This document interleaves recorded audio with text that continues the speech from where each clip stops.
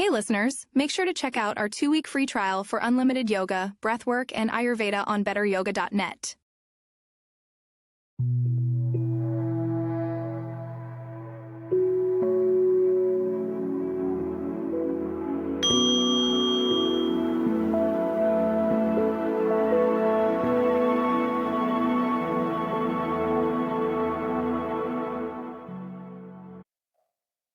Hello and welcome everybody to the Better Yoga podcast. We have a very special guest today. Josie Schweitzer is here, and Josie is really a one-of-a-kind teacher. She's a Katonah Yoga teacher, and her rendition of the practice is very inventive, fluid, practical, insightful. If you've taken classes with her, you know what I'm talking about. And you take a class with Josie and you just sort of want to be like her friend. Like that's how I felt the first time I took class with her.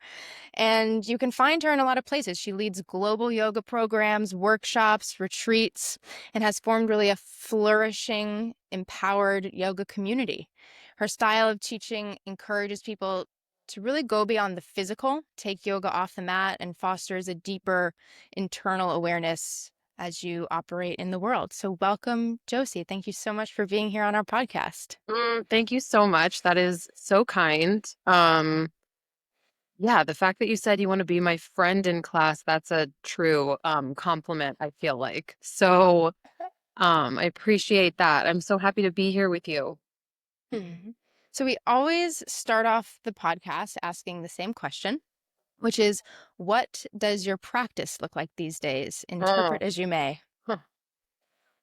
That is such a loaded question for me because I kind of like I started thinking about that word a lot and I'm like, what is the like I kind of always like if I'm writing something, I always refer to something as like the practice. And I think that, we all have such different practices and they change in time. So like right now I'm just doing a lot of other like physical practices such as Jiu-Jitsu.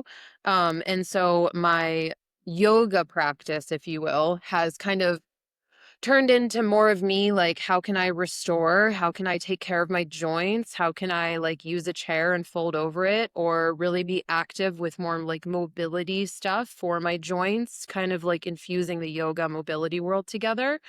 And it really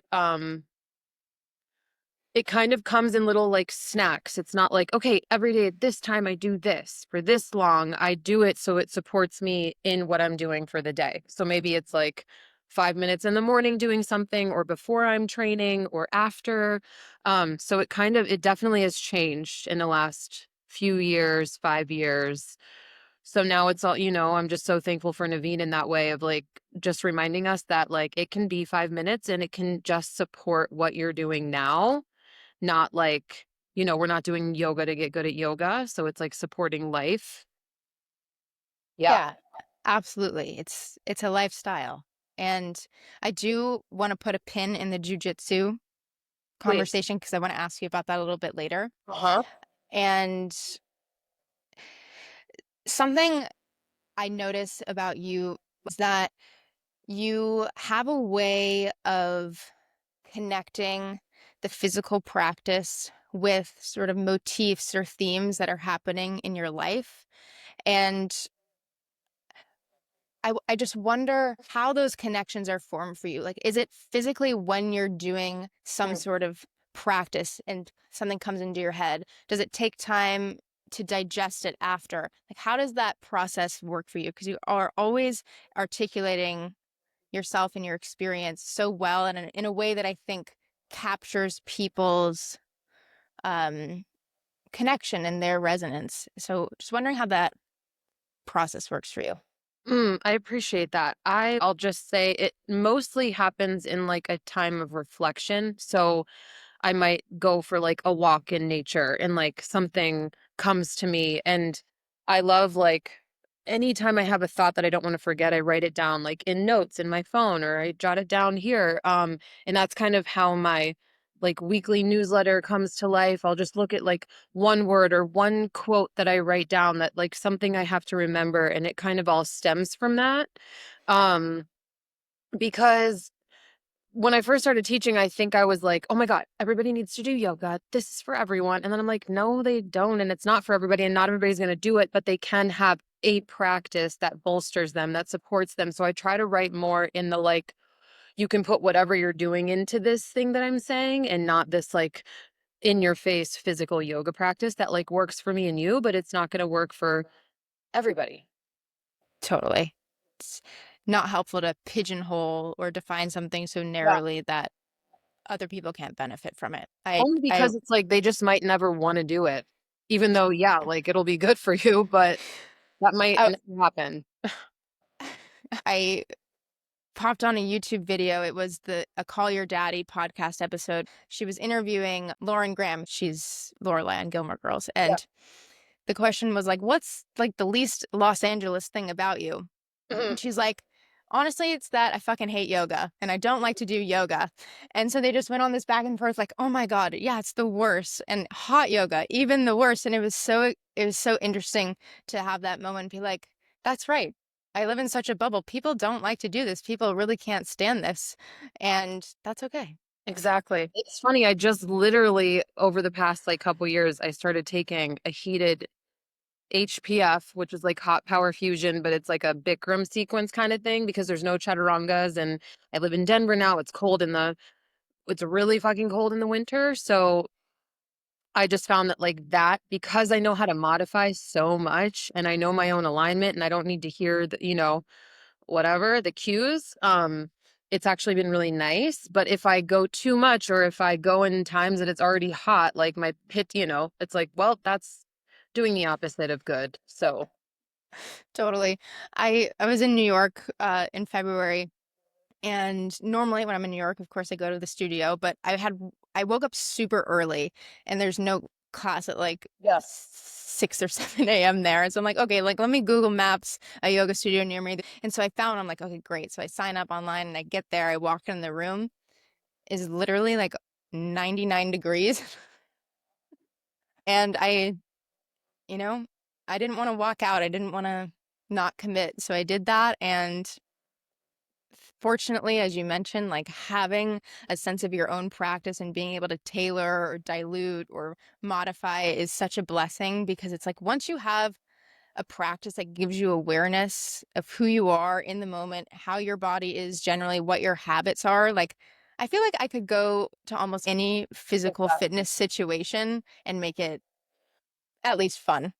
Totally. Like you can get something out of it. And you might be Yeah. planning your exit in your mind the whole time, but you can still like, you know. I was broiling. I Yeah. felt like I was in my oven. Fine. Yeah. It's Yeah. not a good look. And like remind yourself not to do that again. Yeah. Yeah. Like they walked around with those cold towels at the end. I was like, I think I believe in God. Anyways. Okay. Moving on. So you've let it slip a couple times that you used to do hair. Oh yeah. Yeah.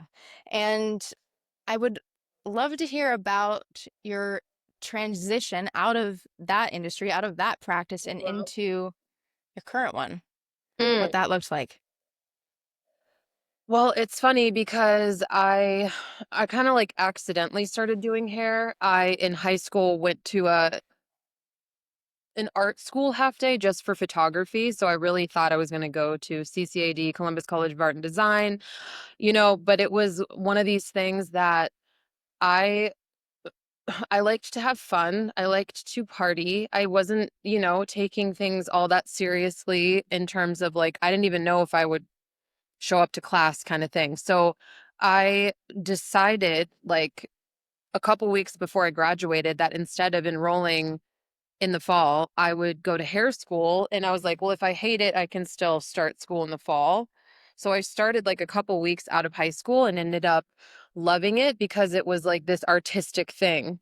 Um, I kind of, I grew up in a town that like, I don't think anyone else I graduated with went to hair school. Like there was a lot of like Ivy League college people. Okay. So it was very much like, I felt a little like, oh my God, it was like I'm not, what am I doing? But it ended up being great for me. And I went on to do hair for 10 years, but in the transition, I had so many friends, I had so many clients. So I was like you're constantly like getting the tea on everything. All my family members, I knew all the drama. I knew like who was having an affair. Like I knew everything, like to the point where I'm like, okay, don't want to know this much anymore.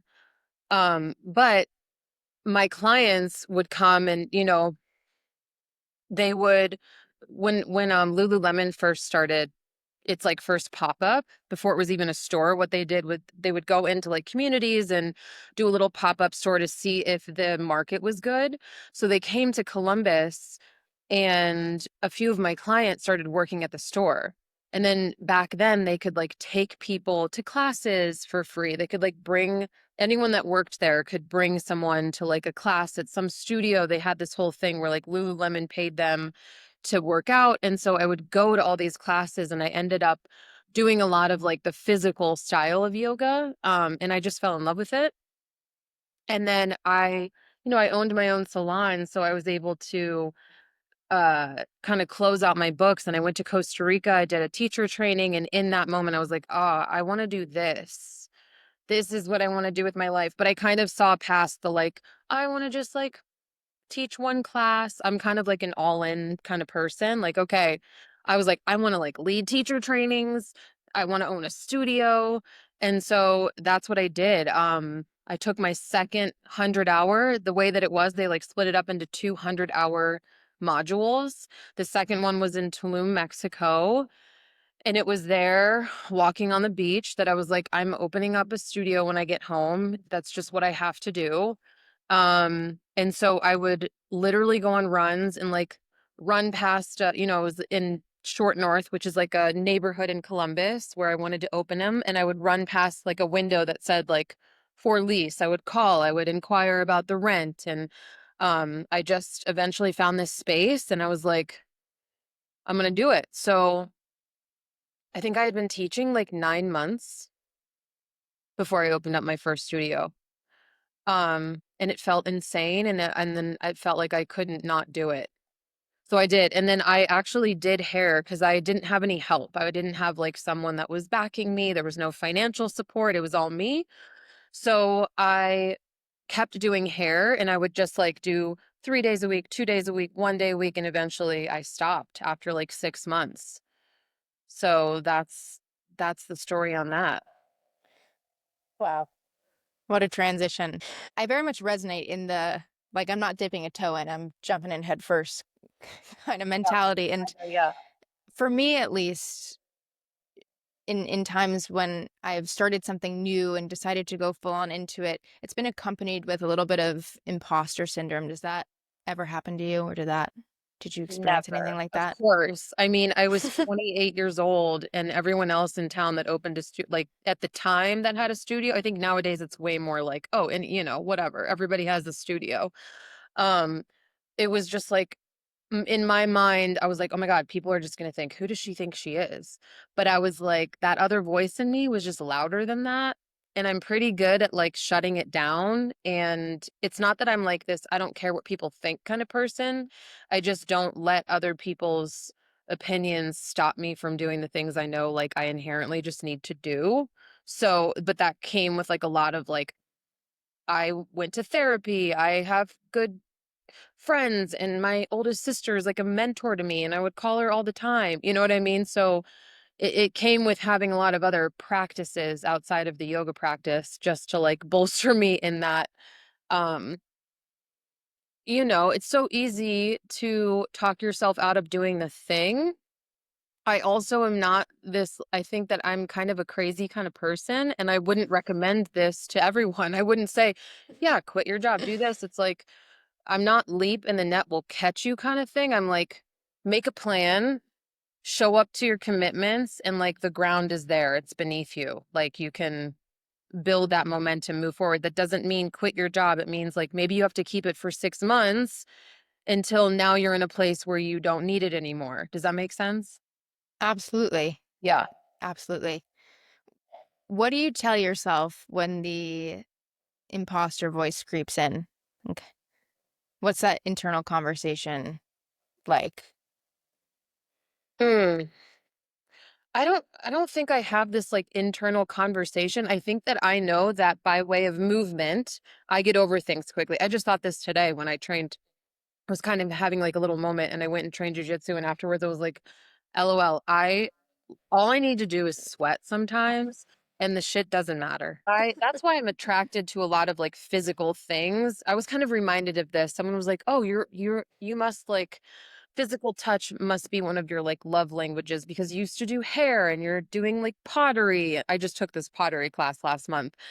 And like jujitsu, and when you assist people, you're touching people, and I was like, "Oh, I guess you're right. I am a very like gotta get my hands in it kind of person. I gotta just do something to move through it." Yeah, a tactile expression. A quick note on the pottery thing. I think it's Yeah. awesome that you started that. I was a very avid and serious potter Were you? for all throughout high school and college. Yeah. It's funny. I found it. I was on a walk and it was just like a really cool flyer, and the place is right next door to me. So I was like, well, I have to do this. And it was amazing. And at the same time, I was like, I don't think I'm going to do pottery, but it cracked open. I'm like, I don't think that's my thing. Um, but it cracked open this like I was like, oh my God, like I am an artist. Like, don't forget, like there's all these ways to do that don't have to come through in the work, you know? So it was just good to do something for the sake of creating. And it's reminding me of like how much I love photography and just like creating for the creation's sake instead of like I'm creating for my brand, I'm creating for this, which gets just muddy. So it was a really nice like reset of like, wait, you can still be creative in a different way. I think it's so important to Yeah. do what you just said is like create for creativity's sake. I come from a family of artists. My husband went to theater school. Like everybody around me is really good at some form of creative expression. It's a beautiful thing. And I'm like super tactical, super logical, but do my best with the art. That being said, a book that has really impacted how I think about my relationship to art is The Artist's Way by Julia Cameron. The Artist's Yeah, Way. okay. Morning Amazing. So pages. morning pages. And I still to this day like love to take myself on artist dates. And it's just something that fills my cup so much because it's such an open-ended prompt. Like I can go to a garden and look at a garden. I can go to a pottery class and, make some pottery, and just setting aside time for to let go of the outcome, to like be Mhm. very much just doing this for the sake of doing this, whatever comes out of it. And it's been such a solace and kind of important thing. Like it's like I feel like a gift I'm giving myself every time I do my little artist date. Totally. And for those people that don't know, it's a 12-week kind of self-guided course that she does. And I was just talking to someone about this because they're currently doing it. Someone that was just in mentorship with me for Katonah, and she was kind of asking about like, what did you do for the artist date? And it's like, it's just the intentionality behind something. That's what makes it so like, oh, it's like, well, you just went for a walk. It's like, no, but I was on my own artist date. So you get like your mind works kind of a little differently. So in that, I just went off Instagram for a whole month, which I had never done before. And that seems silly, but um, it was so nice. And I'm realizing I'm like, I have really good boundaries with my phone. Like I log off Instagram at night. I don't doom scroll at night. I do my own thing in the morning before I log back into it, but it revealed a lot of things that I was like, oh, I'm using it way more than I realized I needed to. And I'm taking in way more than I need to. That's like taking up my own thoughts. It's like you can only take in so much. And so it was just Yes. to have that like output of like, what do I actually want? And I'm just even just being back on for this first week, I'm like, I have to like really step away from that thing for like days at a time, I think. So it's just, I'm kind of trying to understand how I want to go about doing that because at the same time, it's the way that I, stay in contact with so many people through what I do and I promote and all these things. And I do get inspired as well. So it's like, I'm not like, oh, this is such a trash thing. It's just like the intentionality behind it is what I was getting to. I want to go back to Katonah. A lot of people will know you from the Katonah Yoga world. Mm. And so I've heard about your introduction to yoga in general, but I'd love to hear more about your introduction to Katonah Yoga and emerging more into that Yeah. practice. Definitely a nebulous thing, define as you may. Yeah. Oddly enough, so I had already opened up my first yoga studio, and I was very much in the like power yoga, vinyasa, very like handstands, uh arm balances, like that kind of stuff like really lit me up. Um but I just was like, okay, I want to like know more about this yoga thing, like the theory of it all. And so I was living in Columbus, Ohio at the time. There was no I also knew, backtrack, that I wanted to lead a 200-hour training, and through Yoga Alliance, you have to have gone through a 500-hour training to then get a school and be able to lead those. So I was like, okay, I know I want to do a 500, not only to learn, but to like create my own school. I didn't want to just like take one just for the sake of like checking it off to be like, okay, I guess I can make my own school. So I ended up this was when Yoga Works was like the place to be in New York, okay? Like 2013. And I was like, I'm doing it. So my studio was up and running. I was like, I can take care of things on the back end. I had a good friend that had a 2-bedroom in Brooklyn. So she was like, just move in with me for 6 months, pay me rent. It really worked out great. So it was a 6-month training. I went, and before I left, one of my friends from hair, she had a really good friend that did hair in the city. And she was like, he told me to tell you that you need to go to this place called Katonah Yoga. I never met this guy, by the way. And I was like, okay. And so I went, and I had moved to New York. I was like starting my training that week, and I took class at the old Chelsea studio. Didn't know anyone. I was very much like, I was intimidated. It takes a lot for me to get intimidated by that kind of stuff. I was like, where am I? I'm like, this is too cool for me. And I went and I took a class with Abby, and I think Elena Brower was there, who I had like already known and like thought very highly of. She was like one of the first like kind of celebrity yoga people back then. And I'm in this room and it's like full. And by the time class ended, I was like, what just happened? First of all, I didn't do a single handstand or hop to the top of the mat or bleepity blah blah. But I'm like, I'm so curious, and like my imagination and my just like curiosity was so piqued after that, and I was just like, I need to know more. So as I'm in this 6-month training, it was literally like a full-time job at the time. I had to take so many classes at Yoga Works. I had to be there every weekend. I had to I was going to that studio as much as I possibly could. I was like, I don't know what this thing is, but I have to know more about it. So that's just kind of what happened. And I found Philip Askew that was teaching there at the time, but he was very much like weaving in the material to a very rigorous vinyasa practice, which at the time really drew me in. So I kind of got the best of my both worlds of like a very arduous vinyasa class meets the theory and breath work of Katonah yoga. And that was like, ooh. And so I did a lot with him and his wife, Ivy. Um, and then eventually I met Naveen, and that changed everything. And she was like, you need to meet Daegis. And then I did a training with Daegis, and that changed a lot of how I looked at the practice. I eventually went on to sell my yoga studio because I was no longer a vinyasa yoga teacher, and that's like what I had created. And it just took over me, like at first you would sneak things in, but eventually I was like, I have to, I don't know I don't even know what I'm teaching anymore, but I have to teach this way because I don't believe in this stuff anymore for like me teaching it. I can only do so much. And I was just like, I know how to throw a good party. I know how to fill a class. I know how to put on good music and get people to come. But I was like, I don't care anymore. Like, I have to teach what's true to me. And that's just what happened. So I just kind of transitioned into over time, but like kind of quickly into, okay, now I teach Katonah yoga. Thank God, Thank because God. You were one of my first Katonah mentors in the mentorship way back in the pandemic. Gosh, what And year was that? Do I you think it remember? was 2020. No way. Yeah. Okay.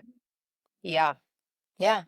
So thank goodness, Yeah. because I'm so glad you're Well, here. and what I love so much is like this constant reminder of like, I can say, yeah, I teach Katonah, but like at the end of the day, we all teach so differently. And I get like now I'm kind of moving into like wanting to teach a little more like mobility in my classes. So it's like what really kind of holds it together is all of the like the theory and the measure and the angles, like all these things that kind of you can put into any other practice. So I still think everything I do is Katonah yoga, but it's not, but it is. If that Totally. makes I mean, Katona is like the the one style of yoga you can't really give an elevator pitch for that does it justice. And it's both the beautiful and frustrating thing. And I think the way I personally describe Katona yoga depends on who's in front of me, Oh yeah, it because depends on my mood. It depends on everything that's going on. I will say I kind of found that it's kind of the same for anything. Like I can't explain what jujitsu is to someone that doesn't know it. Like you could whatever. It's like you really have to like just be there and do it to know what I'm talking about.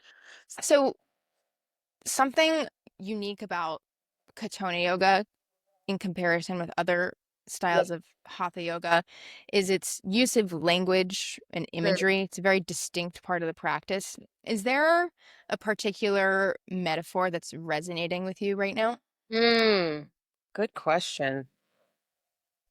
I think just because you can doesn't mean you should. And I don't even know if that came from Katona, to be honest. But that's kind of something I'm telling myself a lot lately is like, because you get to a point where you're like, okay, now I have options. Well, maybe it's third nature, you know, it's like we come here with something we learn and then, you know, third nature is what do you do with it? So you know, at the same time that options can make us powerful, they can also drive us crazy. It's like too many options, and you're like, oh, I don't know. Where do you want to go? It's like, well, just tell me where we're going to go to dinner. Okay.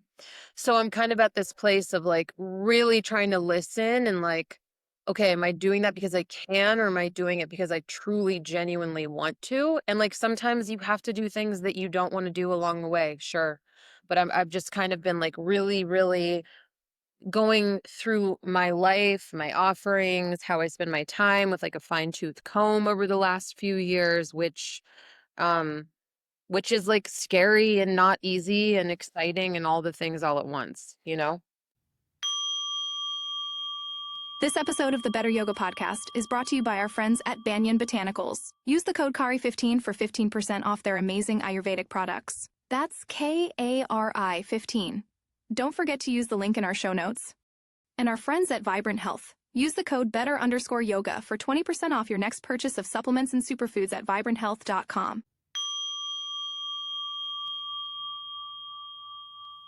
Yeah. I feel like there's a point when maybe you're newer to teaching yoga and it's just like, yes, yes, yes, yes, I can teach that. Yes, I can teach Mhm. that. I can be there at this time. I can do that. 5 classes back to back. Yes, yes, yes. And Totally. then, you get to, well, if you're lucky or not lucky, but if you put in the work and you have a little luck on your side, you get to the point where you get to be selective.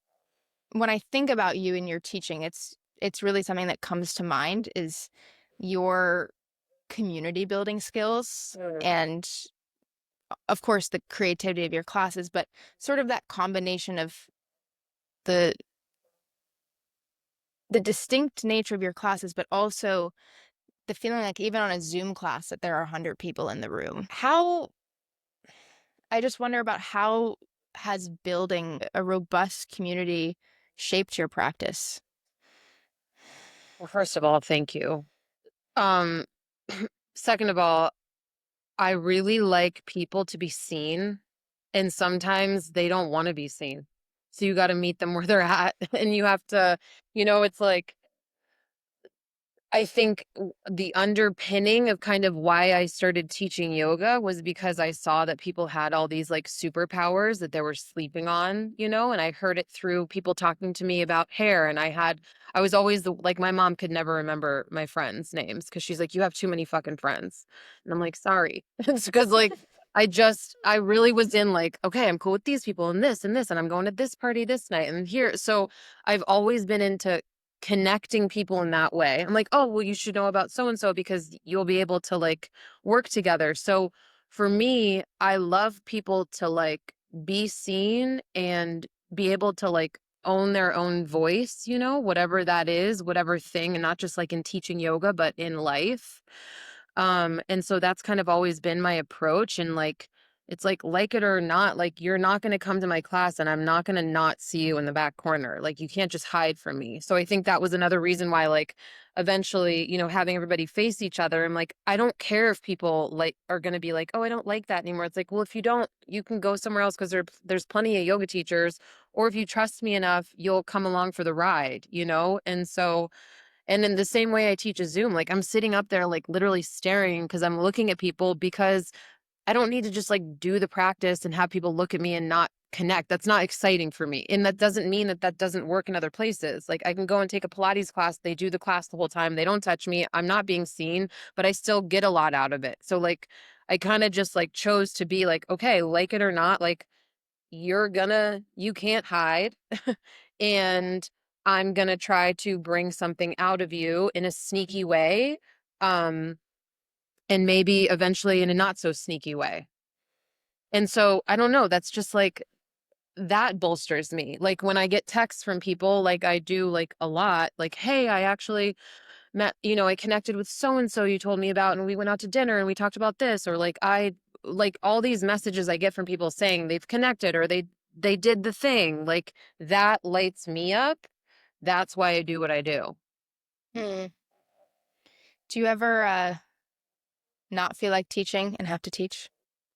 Oh, sure. Um, I mean, it is like anymore, I'll tell you what, it is kind of rare because again, I've set up the conditions where I'm not teaching 50,000 classes a week. Like I really have good boundaries on like I'm pretty good at being like, okay, it's time to like give that class up or you know what I mean? Like teach at a different time. Like I decided after a few years, like I'm not teaching 6 a.m.s anymore. Yeah, I had like full 6 a.m. class. I'm not teaching past 6 p.m. anymore. Like I'm very, I know that at a certain point, like, like Naveen says, like bitterness is the ultimate defeat in life. I don't want to just show up to something. If I overhear teachers bitching about this and that's like, why are you here? Like I'll go to a yoga studio and I'll hear people literally bitching. I'm like, okay, well, we got to do something about this because nothing's going to change if you're just going to stay here. So for me, I kind of have to listen to those like, it's time to change course. It's time to just go down to teaching a few classes. This is where I'm tapped out on privates. This is how many offerings I can hold at one time. So, but like at the same time, when I do have those days where you're just like, it's like as soon as I get there, I don't know. I have fewer and far between days where I'm like showing up and not wanting to teach, if that makes sense. But I was, if I was teaching like 15 classes a week, I'd be like, oh my God.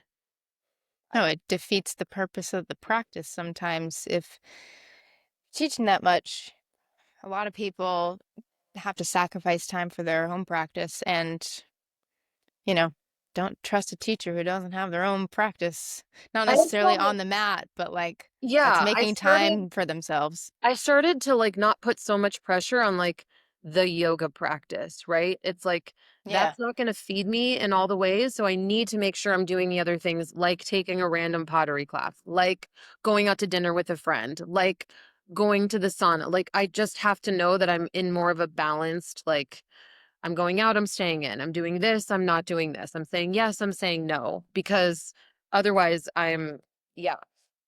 Absolutely. I am somebody who enjoys going to the gym. It's like a playground for me. Yeah. There's so many toys to play with, so much fun. And and I get super inspired, like talking on Instagram, I'll see people doing awesome shit with kettlebells and Mhm. mobility stuff. And I'm like, I want to go play in the gym now. And I think the biggest gift is that my practice happens in so many places. And because I have that Mhm. foundation, like I'm doing other kinds of exercise with an awareness that I wouldn't necessarily be otherwise if I didn't have yoga, and it just makes them all the better. Like lately I love going to spin.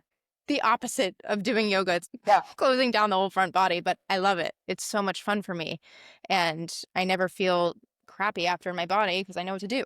And like, yeah, at first you follow the recipe and then eventually you're like, okay, I own this. Now I can riff off of it. Now I can do other things.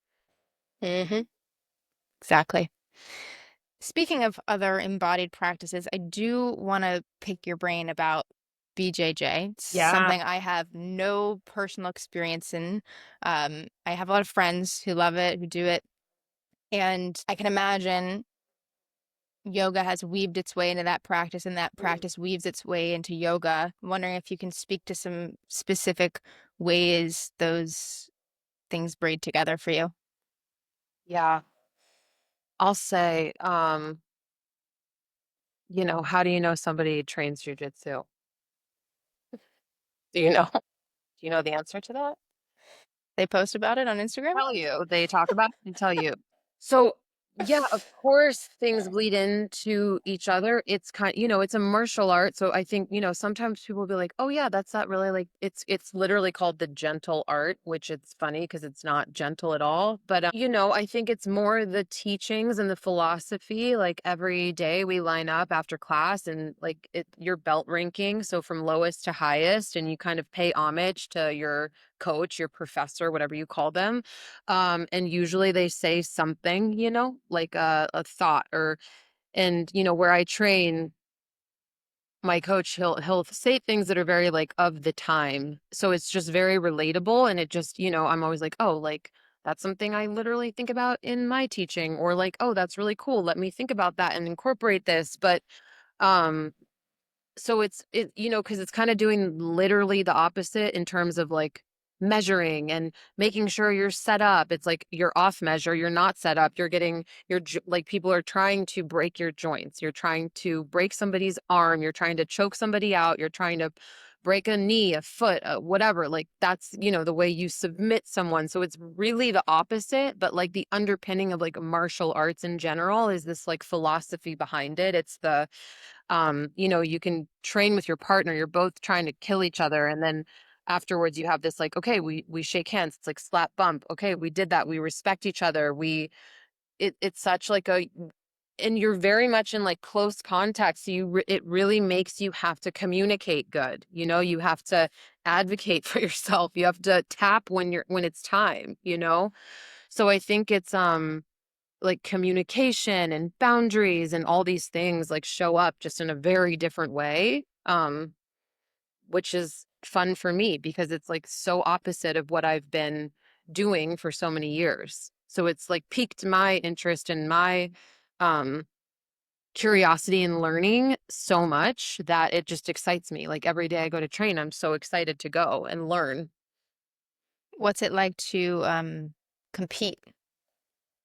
Yeah, so I actually when I first started, so I've been training for like just over 3 years, and when I first started, I just remember being in the locker room with these girls and I'm like, "Oh my God, I'll never compete. That's insane." Like I just thought it was like crazy. And then like 6 months in I did my first competition, but that first one I thought I was going to like come out of my body. Like I was so nervous, I was so scared. My mouth was so dry. I thought like when I first went on to the mat where like all these people were fucking there watching you. I'm like, "Ew, what is going on?" I was terrified, and then it got, it's like, "Okay, I did that." And you still get nervous, like, and it just depends on if it's like a bigger competition. I don't compete like crazy a lot, but I compete a decent amount. Like some people I train with, they're literally all they do, like they're professional, all they do is compete. Like and then there's people that never compete and they're hobbyists, and I'm a hobbyist. I just happen to compete sometimes. But no, it like gets better. Like you get more confident. this last competition I had, it was the best I ever felt going into it. I had fun. I wasn't like, I didn't let it it didn't derail me before. I don't know. So I think it all comes down to like things happen in time. Like we say in Katonah, like everything happens in time, and it's really cool to like kind of experience that too. It's like, yeah, you're nervous, but it's not the same kind of nervous, and it becomes more enjoyable. When you're nervous, when your mouth's dry, do you have anything you do in particular to self-soothe, or just kind of go in with that energy? Oh, I have like a whole thing. Like it's funny. Some people, there's these things that like there's these mats that are set up where you compete, so you can like um be with a training partner before your competition and kind of warm up by like doing jujitsu. And I'm like, you know what? That makes me more nervous. So what I was like, this competition, I'm like, I'm not doing that. I'm gonna like go do stairs. We're in this building that had a bunch of stairs. So I like bring my big headphones and I turn the world out and I turn my music on and I don't talk to people. And I do like I did stairs and then I didn't even warm up in a jujitsu way at all, and I like did the best that I've ever done. So it was just a reminder of like listen to what you need, because it's not always going to be this like obvious thing. And then I have my own like breath techniques. So some competitions you have to like go into the bullpen and you might be in there for like a half hour waiting and you're just sitting there like, and so then we do box breathing and you know things that I'm not like sitting there looking like I'm meditating or something, but like sneakily I'm taking care of my nervous system. Yeah, like that. The Olympic gymnast became a meme. He's like waiting 12 hours to do his routine. He's just like sitting there with his eyes closed, meditating. I was like, this is the best promo for Like meditation professional you can get. athlete.